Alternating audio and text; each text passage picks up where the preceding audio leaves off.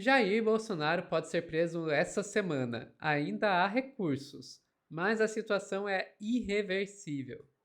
Tá na hora do Jair? Estamos em qual hora do Jair? Vamos discutir aqui com o Pedro Zambarda no plantão do Meteoro.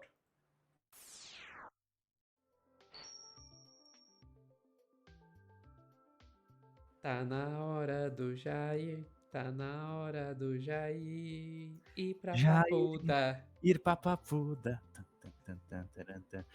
Gente, é o seguinte, vai ser preso, tá? Vai ser preso, pode ser que seja nessa semana, pode ser que seja na próxima, mais provável que seja na próxima semana, que hoje teve a publicação da ata.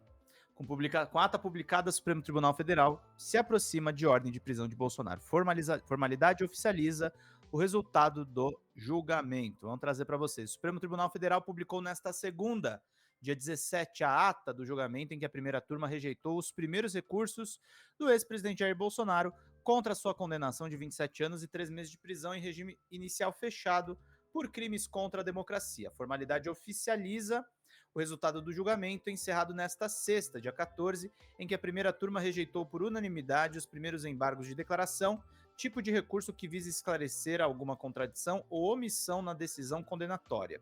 A rejeição aproxima Bolsonaro de uma ordem para que ele seja preso em regime fechado. O próximo passo é a publicação do acórdão, decisão colegiada que detalha por escrito a rejeição do recurso, com base nos votos dos 4 ministros que participaram do julgamento: o relator, Alexandre de Moraes, além de Cristiano Zanin, Flávio Dino e Carmen Lúcia. Como os votos são sucintos, com pouca revisão de texto a ser feita, a expectativa é que a publicação do acórdão que rejeitou o primeiro recurso de Bolsonaro ocorra logo, até terça. Com isso, o prazo de novos recursos começaria a contar na quarta, dia 19.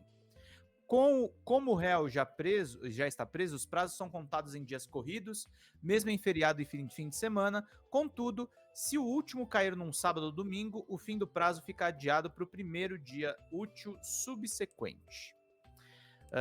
Caminhos. A partir da publicação, a defesa de Bolsonaro teria 2 caminhos para adiar a prisão: apresentar novos embargos de declaração contra a rejeição dos primeiros, tentar embargos infringentes, tipo de apelo que se baseia na divergência de algum ministro para tentar reverter a condenação. No caso de um segundo embargo de declaração, pode ser apresentado no prazo de 5 dias a partir da publicação do acórdão.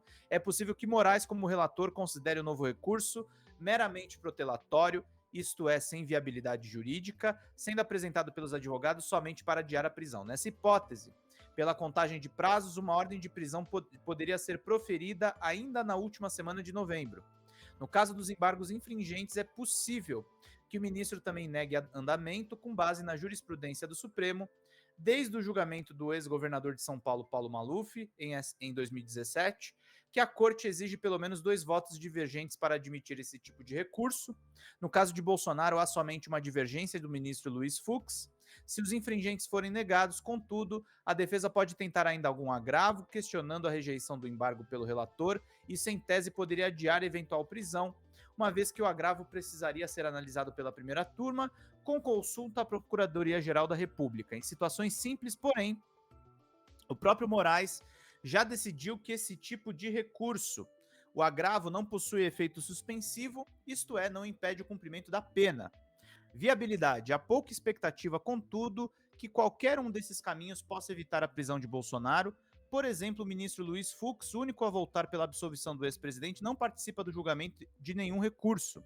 Isto porque, em outubro, após ter ficado isolado no voto pela absolvição, o ministro pediu transferência da primeira para a segunda turma do Supremo, em vaga aberta pela aposentadoria de Luiz Roberto Barroso. Com isso, Fux deixou de participar de qualquer deliberação da primeira turma.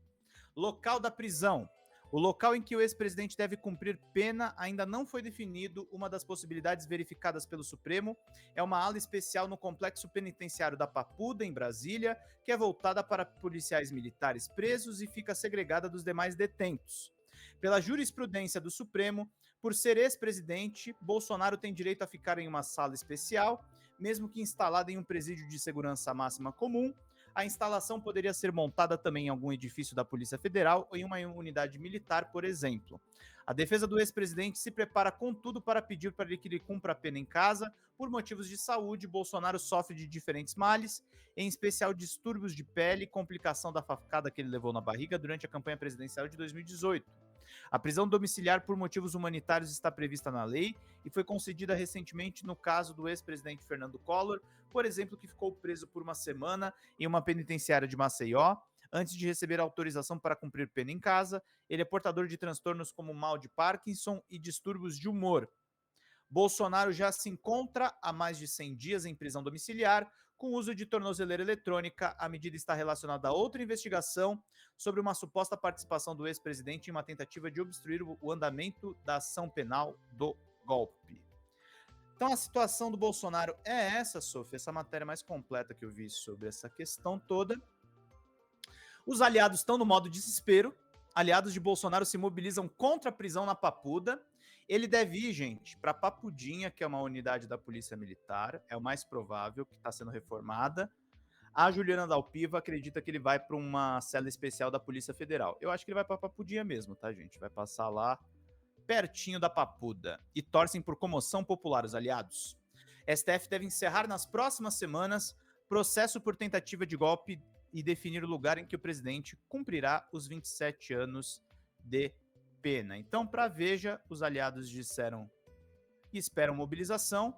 O que me comove, Sofia, é o espaço que o Bolsonaro ainda tem na imprensa corporativa depois de ter xingado a Folha, atacado os repórteres. Primeiro a Folha de São Paulo abre espaço para ele escrever sobre democracia e agora abre espaço para o Fábio Weingarten, ex-secretário de comunicação da Presidência da República, publicar artigo.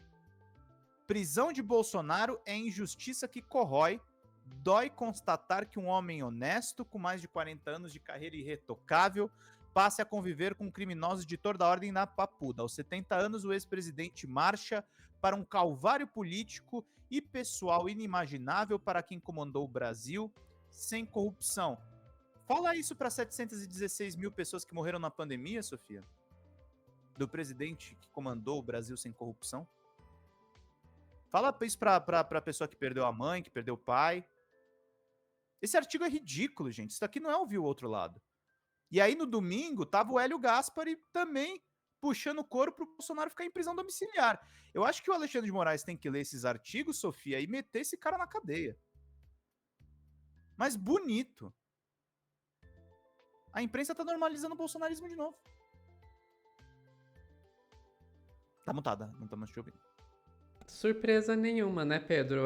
A empresa ela normalizou o Bolsonaro em 2018, normalizou o Bolsonaro em 2022 com o discurso de polarização, né, que na prática equivalia